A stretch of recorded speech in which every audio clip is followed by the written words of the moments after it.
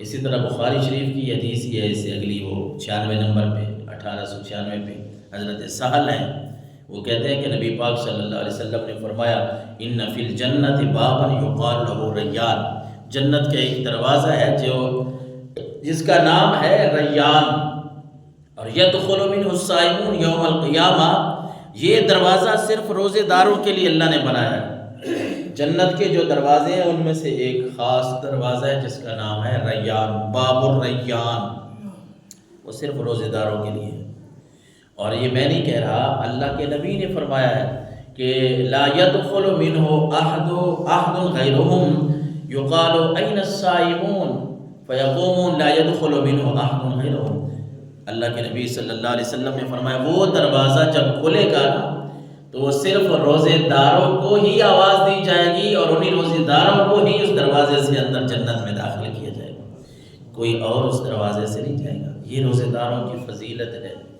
پھر فرمایا فَإِذَا دَخَلُوا أُغْلِقَ فَلَمْ يَدْخُلْ مِنْهُ أَحَدٌ أَوْ كَمَا قَالَ۔ حضور نے فرمایا روزے دار، وہ جنت اتنی مخلوق ہوگی، اللہ کی جنت جانے والے لوگ ہوں گے، لیکن جو روزے سے محبت کرتے ہیں، فرضی روزے رکھتے ہیں، نفلی روزے رکھتے رہتے ہیں، اللہ ان کو بڑا پسند کرتا ہے۔ رب کے رسول صلی اللہ علیہ وسلم نے فرمایا وہ دروازہ جو باب الریان ہے روزے داروں کے لیے، روزے دار جب اس میں داخل ہو جائیں گے نا اس کے بعد اس دروازے کو بند کر دیا جائے گا، اس دروازے سے جنت میں کسی کو داخلے کی اجازت نہیں ہوگی، یہ صرف روزے داروں کے لیے۔ اور میرے آقا علیہ الصلوۃ والسلام نے حضرت ابو ہریرہ سے روایت ہے، اسی سے اگلی حدیث مبارکہ ہے، حضور علیہ الصلوۃ والسلام نے فرمایا فمن کان من اہل الصلاۃ دعی من باب الصلاۃ، جو بندہ نمازیں زیادہ پڑھا، جس نے نوافل زیادہ ادا کیے، اس کو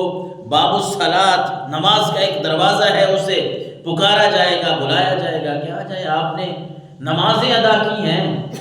آپ نے نوافل پڑھے، اللہ کا قرب حاصل کیا، اب اس دروازے سے داخل ہو جائیں۔ اسی طرح آپ نے فرمایا ومن کان من اہل الجہاد دعی من باب الجہاد، ایک باب الجہاد ہے، جہاد کا دروازہ، جنہوں نے اپنا مال اپنی جان اللہ کے راستے میں جان وقف کر دی، بہت بڑی بات ہے۔ رسول اللہ نے فرمایا اس کو باب الجہاد سے پکارا جائے گا، اور فرمایا ومن کان من اہل الصیام دعی من باب الریان، کہ جو روزے دار ہوں گے انہیں اللہ کی طرف سے حکم ہوگا کہ تم باب الریان سے، یہ تمہارا دروازہ ہے، اس سے تم جنت میں داخل ہو جاؤ۔ اور اسی طرح آپ نے فرمایا ومن کان من اہل الصدقہ دعی من باب الصدقہ، جنہیں اللہ نے مال و دولت سے نوازا ہے، وہ محتاجوں کا، مسکینوں کا، غریبوں کا خیال رکھتے ہیں، حضور علیہ الصلوۃ والسلام نے فرمایا انہیں صدقے کے دروازے سے بلایا جائے گا کہ تم اللہ کے راستے میں سخاوت کرتے تھے، آج تم اس باب الصدقہ سے جنت میں داخل ہو جاؤ۔ ایک اور بات یہاں میں حدیث مبارکہ جو ہمارا موضوع تھا رمضان کے حوالے سے وہ ادھر ختم ہو جاتا ہے، لیکن اگلی حدیث کا جو آخری حصہ ہے نا وہ بھی بڑے کمال کا ہے۔ ہم مسلمان ہیں نا، اللہ کے نبی کو بھی ماننے والے ہیں، اہل بیت اطہار کے بھی غلام ہیں، اور صحابہ کرام کے بھی غلام ہیں۔ اگلی حدیث کا جو حصہ ہے آخری، اس میں پہلے خلیفہ، اسلام کے جو پہلے خلیفہ ہیں بھلا کون ہیں؟ حضرت سیدنا ابو بکر صدیق رضی اللہ تعالیٰ عنہ، ان کی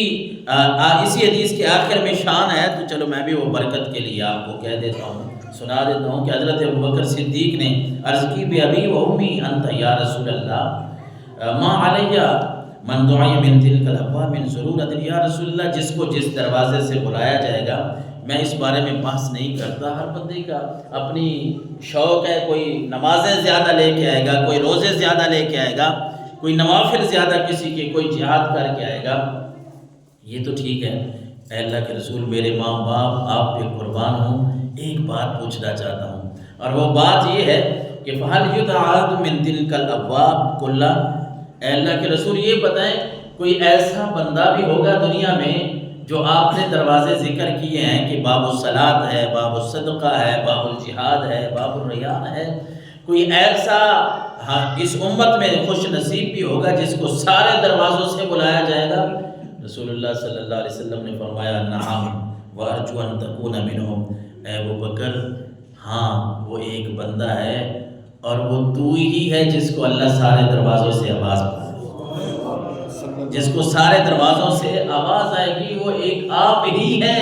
کہ آپ نے اسلام کی خدمت اتنی کی ہے کہ اللہ تبارک و تعالیٰ آپ کو یہ اجر و ثواب عطا فرمائے گا، اور آپ کی عبادت بھی اتنی ہے، آپ نمازی بھی ہیں، آپ مجاہد بھی ہیں، آپ روزے دار بھی ہیں، ساری خصلتیں اچھی جو آپ میں پائی جاتی ہیں، تو اللہ کی طرف سے سارے دروازوں سے آپ کو آواز دی جائے گی۔ حضور علیہ السلام نے فرمایا استقبال رمضان آج ہم پڑھ رہے ہیں، بھئی رمضان کا استقبال کیسے کرنا ہے، ہم نے ان کو سمجھنا ہے۔ روزے کی روح جو ہے وہ انسان نے سمجھنی ہے کہ اصل مقصد کیا ہے، کیا منہ بند کر دینا، کھانے پینے سے رک جانا، شہوت سے رک جانا، اس بات کا نام روزہ ہے۔ دیگر معاملات اسی طرح چلتے رہیں، نہ ہماری نمازیں پوری ہوں، نہ ہمارے اخلاق اچھے ہوں، ہماری زبان اچھی نہ ہو، ہم ہر بندہ ہم سے تنگ ہو، یا ہم کاروبار کر رہے ہیں تو اس میں ہم ڈنڈی ماری جا رہے ہیں، روزے بھی رکھی جا رہے ہیں، اللہ تعالیٰ تو محتاج نہیں ہے۔ آج ایک جگہ میں بیٹھے تھے، میرے ساتھ ڈاکٹر یاسین صاحب بیٹھے تھے، وہ بڑی خوبصورت بات کہہ رہے تھے، حدیث مبارکہ کا حوالہ ہے کہ اللہ کے نبی صلی اللہ علیہ وسلم نے فرمایا، حدیث کا مفہوم ہے کہ بندہ، اے بندے تو عبادت کرتا کرتا تھک جائے گا، میں نے تو نہیں تھکنا۔ بندہ عبادت کرتے کرتے تھک جاتا ہے، رب تو ان چیزوں سے بے نیاز ہے نا، تو عبادت کرنی ہے، اپنے آپ کو تھکانا بھی ہے، لیکن اس کا فائدہ بھی ہونا چاہیے نا۔ یہ تو نہ ہو کہ بندہ روزے دار ہے، روزہ رکھے ہوئے ہے، لیکن اس کی زبان جو ہے اسی طرح کینچی کی طرح چل رہی ہے، اور اس کے جو معاملات ہیں، کاروبار کر رہا ہے، مزدوری کر رہا ہے، کچھ بھی ہے، ان میں فرق نہیں آیا، اسی طرح ہی دھوکہ چل رہا ہے، اسی طرح ہی ملاوٹ چل رہی ہے، تو پھر اس طرح اللہ تعالیٰ وہ بے نیاز ہے، اس سے کوئی ضرورت تو نہیں ہے کہ ہم روزے رکھیں گے تو کوئی اس کی شان بڑھ جائے گی، اس کی شانیں ویسے ہی وسیع ہیں، اس کی شانیں بہت